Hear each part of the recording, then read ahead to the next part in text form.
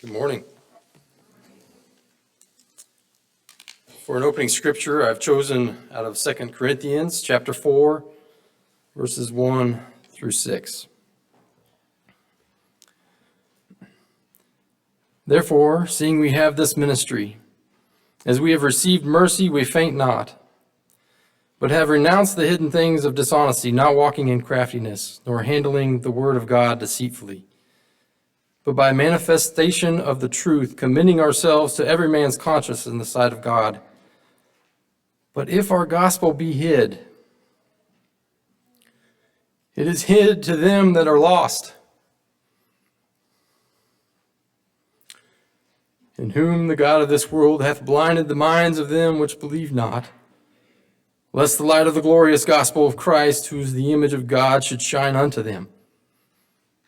For we preach not of ourselves, but Christ Jesus the Lord, and ourselves your servants for Jesus' sake. For God, who commanded the light to shine out of the darkness, has shined in our hearts to give the light of the knowledge of the glory of God in the face of Jesus Christ. May God add his blessing to that.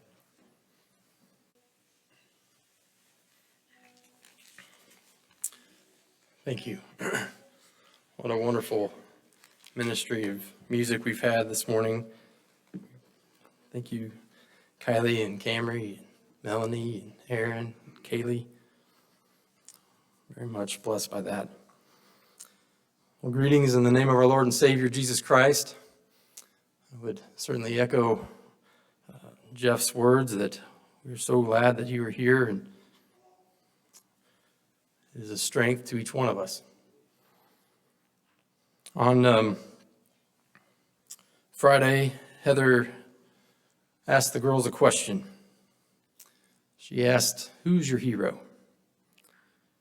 And I'm sure to everyone's surprise here, at least it was for my wife, one of my daughters said, "Daddy." And with the amount of bribery that I have deployed over the years, 1 out of 3 girls is not really a good return on my investment. I will say that. But I was honored by that. And a follow-up question was asked, what superpower hero does your hero have that would cause you to choose them? And the reason given for why I had been chosen was because Dad is really good at finding my things that are lost.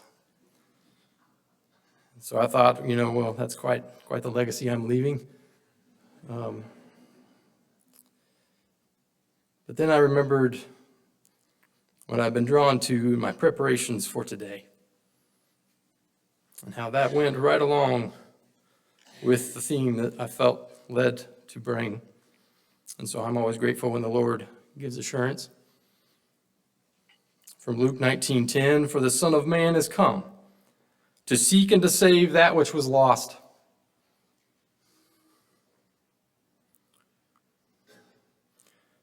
Our family was privileged to attend another congregation's reunion this summer, and the fellowship and the ministry was all a tremendous blessing to us. There was also some heartache. This church family was hurting. I never heard names or much details, only that several members, dear friends, so many, after all these years, had decided to walk away.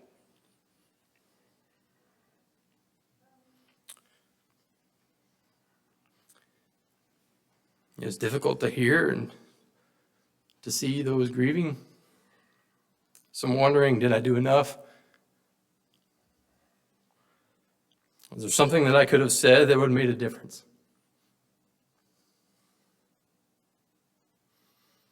I noticed a word that kept being repeated all week: lost. I've experienced that in my life, as I know most of you have as well. Lost.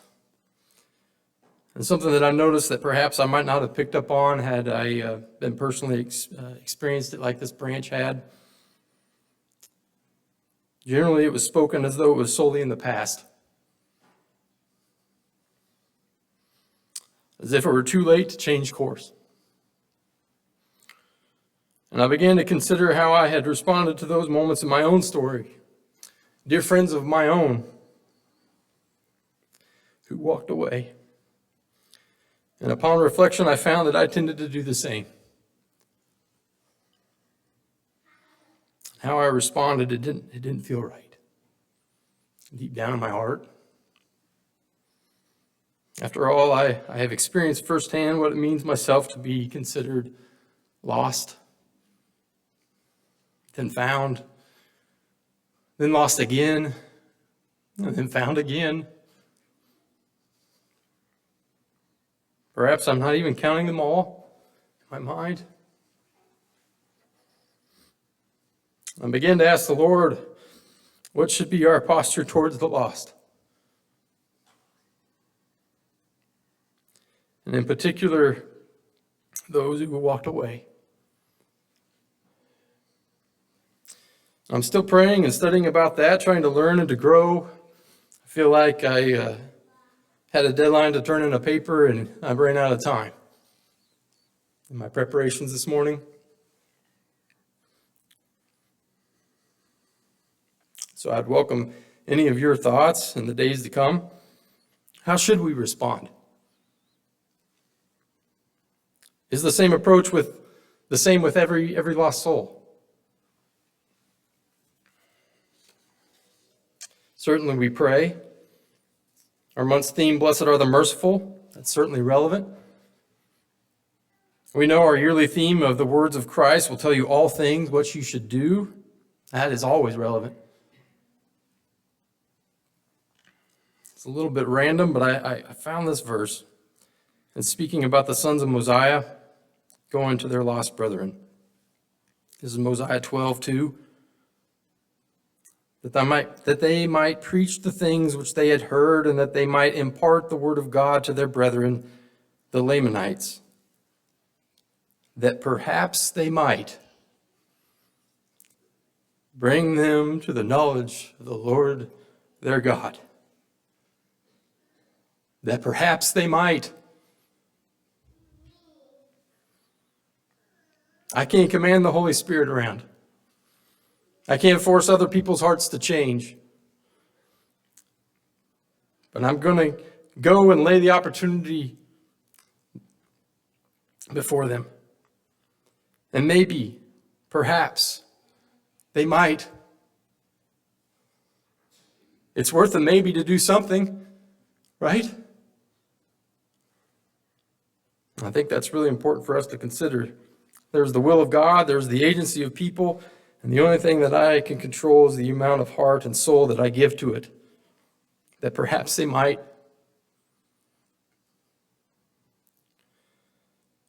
What does it mean to be lost? In 2 Corinthians 4:3 we read, "But if our gospel be hid, it is hid to them that are lost." And so to be lost can describe those to whom the good news about Jesus is hidden. And it can be hidden to them for a variety of reasons. In one account, Alma was commanded of God to go and to preach repentance again to the people in the city of Ammonihah, because they had hardened their hearts and turned away from the word of the Lord. And being labeled as lost was not well received. Alma 7:48, "Because I said unto them that they were a lost and a fallen people, they were angry with me and sought to lay their hands upon me, that they might cast me into prison." There could be a lot of emotions attached to that word lost. Anger is one of them. Sometimes if we're lost, we don't like to hear that. Certainly I've been there. But I think sometimes it's hard to talk about, too, because of those emotions that are attached. The loved ones that it has broken our hearts. But it doesn't mean we shouldn't talk about it. The reality is that we have all been lost. Without Jesus, we all are. For all have sinned and come short of the glory of God. And it is only by his grace through the redemption that is in Christ Jesus that we, the lost, can be reclaimed. And that is his joy to do so. 1 Nephi 3:6, wherefore all mankind were in a lost and in a fallen state, and ever would be, save they should rely on this Redeemer. And so to be lost is simply to be one who is living their life not relying upon Christ, on his merit, on his mercy, on his grace, whether that be by choosing, or by wandering, neglect, or having never been given the chance to even hear that good news of Jesus. If you'd like to open your scriptures, we're going to spend some time in Luke 15. In Luke 15, Christ is going to share with us 3 parables: the lost sheep, the lost coin, and the prodigal son. And since Jesus never uses the word prodigal in that story, we could rename that the lost sons. So he's going to share with us about the lost. Now, many times with parables, you want to look at the, maybe for a question or the situation that's going around that brings about that parable that Christ is desiring to teach. And we find that in the first 2 verses of Luke 15. Then drew near unto him many of the publicans and sinners to hear him. And the Pharisees and scribes murmured, saying, this man receiveth sinners, and eateth with them. And so the Pharisees and scribes, their grumblings seems to have triggered these parables. Grumblings of who it was that Christ was hanging out with. Their view was, you're not supposed to eat with people like that. In Jesus' time, who you sat and ate with is someone that you accepted. And we see again the contrast between God's heart and man's. We see that those who recognize their need for Christ were those actually drawn to him. And I love that thought. In verse 4, what man of you having 100 sheep, if he lose one of them, doth not leave the 99 and go into the wilderness after that which is lost until he find it? And when he hath found it, he layeth it on his shoulders, rejoicing. And when he cometh home, he calleth together his friends and neighbors, and saith unto them, rejoice with me, for I have found my sheep, which was lost. I say unto you that likewise joy shall be in heaven over one sinner that repenteth more than over 99 just persons who need no repentance. We see by example of the Good Shepherd that was even sung this morning, who we as his followers are called to emulate, that he searches for the one that is lost until he actually finds it. He doesn't stop because it gets dark or it turns cold or he gets tired or is he's content with the other 99. And he isn't searching because it's logical. It's illogical to spend that much time and effort and at a great cost to go after one. Perhaps we would say, just let it go.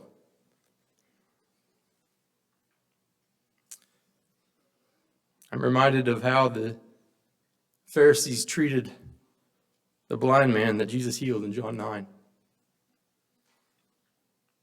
How in that one synagogue, they cast him out simply for talking about Jesus. So whether or not that happened before or after this parable, Jesus is not talking about lost sheep. He's talking about a lost soul. He's telling the Pharisees, you are content enough with the number in your synagogues that you would actually let one go. And they're going to be fine with that. But in that story, in John 9, after the man was cast out, it says in verse 35 that Jesus went and found him. He always seems to go after the one, doesn't he? Next parable, verse 8 and 9. What woman having 10 pieces of silver, If she lose one piece, doth not light a candle, and sweep the house, and seek diligently till she find it. And when she hath found it, she calleth her friends and neighbors together, saying, Rejoice with me, for I have found the piece which I had lost. When you think about the sheep, it feels like maybe it wandered off. That's what sheep tend to do. And so it's going to require the shepherd to actually go after it. But in this story, it almost feels like maybe there was some neglect involved. When you lose a coin, it probably means that you're not careful with it. And sometimes that's true of us. Sometimes we're not careful with people. And it might be neglect on our part that causes someone to get lost. And we see in this story that this woman is going to leave nothing unturned. She's going to light a candle and she's going to sweep the house. She's going to go into the dark places to fix that neglect that she herself might have caused. And then again, we see this illogical way of thinking in both of these parables. The emphasis on the number one, to go after the one sheep, the one coin. There's emphasis on the searching, on the finding, on the rejoicing.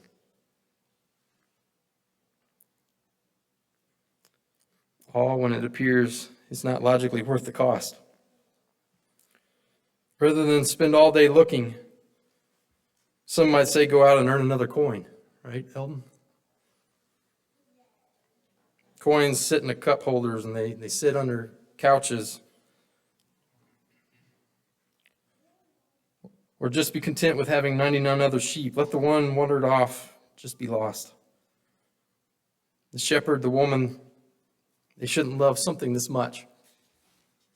And yet within these parables, Jesus is saying, but I do. There's something that should shock you about the love of God. It tells us that you are worth looking for. You are worth turning over all the cushions and all the tables and lighting a candle and searching the whole house for. You are worth searching the woods and braving the dark and the cold and the dangers. And you are worth rejoicing when you are found. The love of God is illogical. And we should always be amazed by his infinite goodness, mercy, and grace that he offers us freely. Christ is also teaching us about the heart of the owner. It is the owner who is deciding what the coin is worth. The coin doesn't decide what it is worth to the owner. The world would say it is not worth all of that. But they do not decide the worth of that coin to that owner. The owner gets to decide. And so, remember, the worth of souls is great in the sight of God. And along those same lines, just because it was lost did not decrease its value to the owner. Sometimes we look at someone who is lost and we might think, well, that they're not measuring up. And same for when it is ourselves. That when we're the lost one, somehow my value has decreased in some way. But here we see Jesus teaches us that is not true. Everybody was as valuable all the way through. Their measure wasn't lessened because they were lost. They were still worth the same before, during, and after the getting lost. The third parable in Luke 15 is that of the prodigal son. And certainly we can see even more clearly in this story just how great the love the Father has for his lost son. And in this parable we can get ourselves lost in wonder and love and praise and what God does and has done for each one of us. But as we consider this best known one, I want to go back to what brought about these parables. It was the Pharisees questioning who Christ was ministering to, that he was receiving and eating with sinners. And we see in particular with the eldest son here in this third parable, that Jesus is carefully trying to open the eyes of the Pharisees. We forget that the Lord loved the Pharisees. Sometimes it seemed like he was a little harsh to them. He was trying to open their eyes, to get them to see the truth about themselves in light of their views towards the lost souls that they cast aside. In verse 25 through 31, now that his elder son was in the field. And as he came and drew nigh to the house, he heard music and dancing, and he called one of the servants and asked what these things meant. And he said unto him, Thy brother is come, thy father hath killed the fatted calf, because he hath received him safe and sound. And here was his response. And he was angry and would not go in. Therefore came his father out and entreated him. And he answering said to his father, Lo, these many years do I serve thee. Neither transgressed I at any time thy commandment. But as soon as thy son was come, who hath devoured thy living with harlots, thou hast killed for him the fatted calf. And he said unto him, Son, thou art ever with me, and all that I have is thine. Instead of rejoicing, we see the older brother get angry. We see how he was focused not on what it should be, which is what his father has done for him. But in verse 29, we see that his focus was on what he did for his father. That is exactly what the Pharisees were doing. Look, I've done all this for God. Look at me. And because their focus is on what they do for God, they're going to see others in that same light. To look at them and say, what do they do for God? And then naturally compare that to their own merits.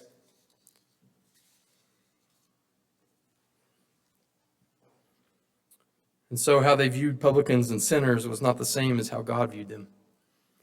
Their focus should have been, our focus must always be on what God has done for us. It says in Romans 2:4 that it's the goodness of God that will lead us to repentance. We must focus on what he does for us, what he's done for us. I think it's easy for us to point fingers at the Pharisees. But I think all of us have something of the Pharisee in us. Left to ourselves, we see from where we stand and not from where God stands. It requires that Holy Spirit dwelling in us to see the truth that we are sinners. We have fallen short, but also that we are beloved of God. Those two truths must go together. They must go together to get that complete picture. So we all need God. We all need his goodness as desperately as each other. King Benjamin reminds us in Mosiah 2:32, For behold, are we not all beggars? Do we not all depend upon the same being, even God?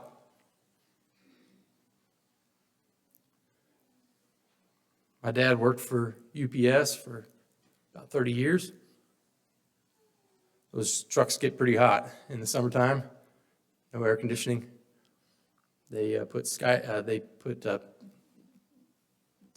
in the back so they can see, and the sun just beats down in there.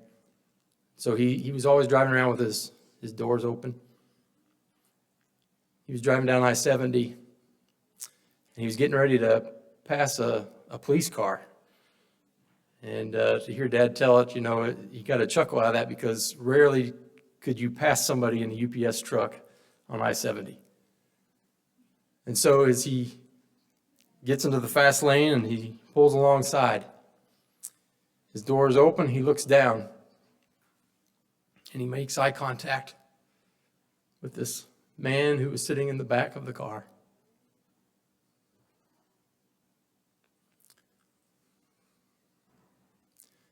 And in that moment, as he locked eyes with that man, the Spirit bore witness to him that it is only by the grace of God, only by the grace of God, that you are where you're sitting and he is where he's sitting. So often we don't see people the way we need to see them. Sometimes we don't see ourselves the way we need to see ourselves. We're all beggars. We're all dependent on the same being, even God. From Romans 12:3, for I say, through the grace given unto me, to every man that is among you, not to think of himself more highly than he ought to think, but to think soberly, according as God hath dealt to every man the measure of faith. And so we all must remember in our own lives to not get wrapped up in what I am doing for the Lord. It's not that that's not important. That cannot be our focus. Instead, our focus must be on what he has done for me and for you. Knowing Christ, knowing what he has done for us, that must be our focus every day. And from that, we can begin to see others the way that he sees them, to see the lost as he would see them, that we might go after the one, to share with them about the goodness of God, that they too might come to recognize their need for him, and that we might be found rejoicing when they return. 2 Nephi 1:73, wherefore how great the importance to make these things known unto the inhabitants of the earth, that they may know that there is no flesh that can dwell in the presence of God, save it be through the merits and mercy and grace of the Holy Messiah. And so from these three parables in Luke 15, we have shared how Jesus spent time with the lost, that he goes after the one who has wandered, that he rejoices when the one is found, that he considers each soul of great worth, that he is abundant in love, mercy, and grace. Perhaps this helps us as we consider our response to the lost and hurting souls placed along our path. What does it look like in our lives? In our call this month to consider the beatitude of being merciful, it might be oversimplifying it, but I kind of broadly view that as a call to take care of each other. And certainly to take care of the lost and hurting people all around us. There's not a single soul the Lord does not yearn to touch and to bring into his kingdom. And so the challenge is before you and I to assist him in every way possible to bring others closer to him and to the lost. To find a way to open the door to Jesus and his gospel, that it might no longer be hidden to them, that we might see with the eyes of Jesus and love with the heart of the Lord, that no person is of lesser consequence, no deed is undeserving of our time. To one, a visit, to another, a phone call. One may need a listening ear and a word of encouragement, another, a shoulder to cry on. Some might desire our time and our efforts on their behalf. Others might just want to be remembered along the way. Nahum 4:6, nevertheless, the children of God were commanded that they should gather themselves together oft and join in fasting and mighty prayer in behalf of the welfare of the souls of those who knew not God. And so we're commanded to fast and to pray together on behalf of those who know not God. 2 weeks ago, during prayer service, I was sitting there silently praying in my heart. I felt all of a sudden impressed to pray for my good friend at work, Michael. And specifically, I felt impressed to pray for two things. Number one is I was to ask for forgiveness for the missed opportunities to share with him about the Lord. And the second that I might have opportunities in the days ahead. And so I prayed that simple prayer. That very next day, an amazing thing happened. Michael approached me and he asked if I would pray for him. That has not been my interactions with him over the last 6 years. And so we shared in prayer together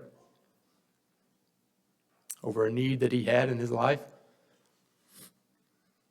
And he was able to see the Lord move in a very real way in his life that day.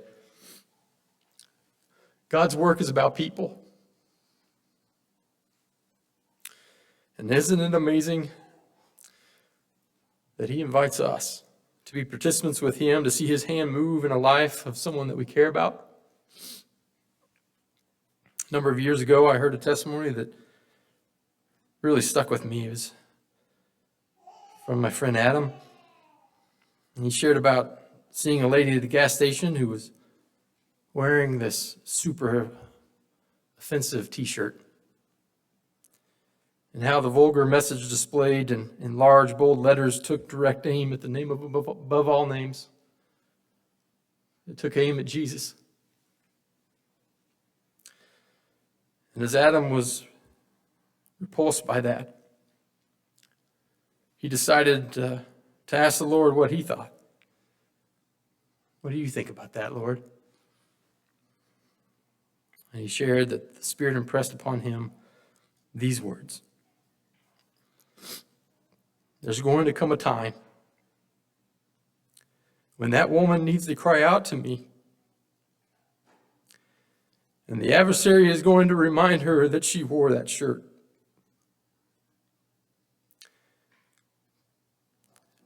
She needs to know that I don't care.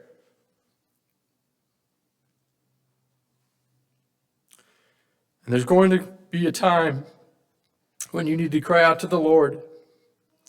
And you need to know that it's okay. You can. You can no matter what. He wants you to. Appreciate so much that Hymn of Heaven song that we heard this morning. There will be a day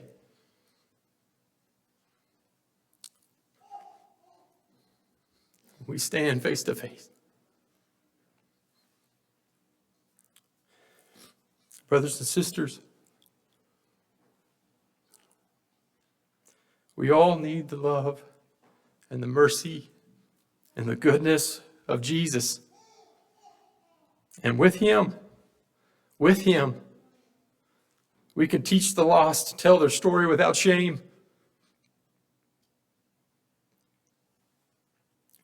You can learn to tell your story without shame. All of us can. He wants us to.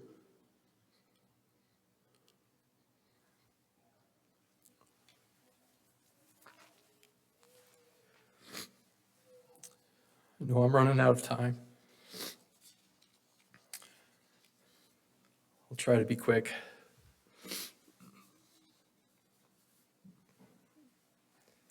Perhaps we might ask ourselves, who's missing?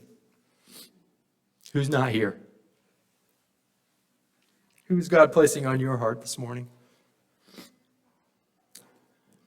Every single one counts. Every person matters. We're not as strong without them as we are with them.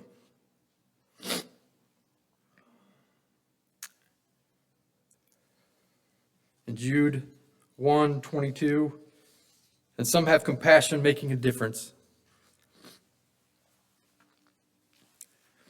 In 3 Nephi 8:64-65, nevertheless ye shall not cast him out of your synagogues or your places of worship, for unto such shall ye continue to minister.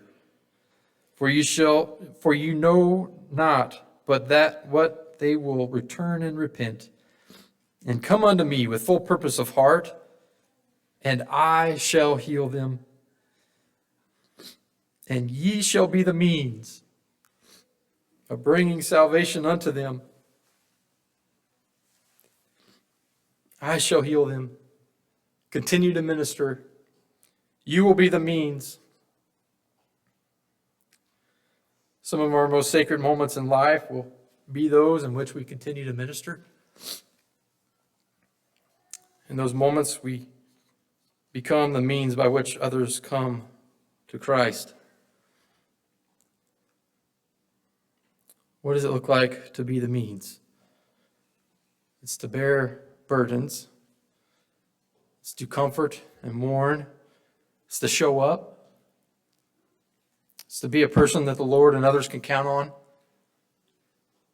Perhaps through us, others might come to understand what Christ teaches, to feel how he loves. Perhaps they will come to know his heart because they have come to know ours.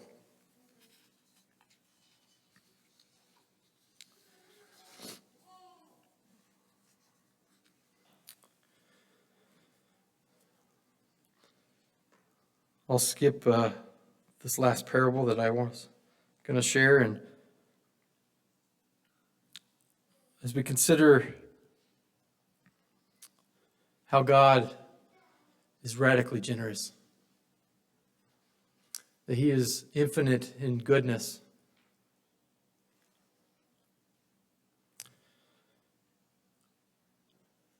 how we want to be more like that in our own life.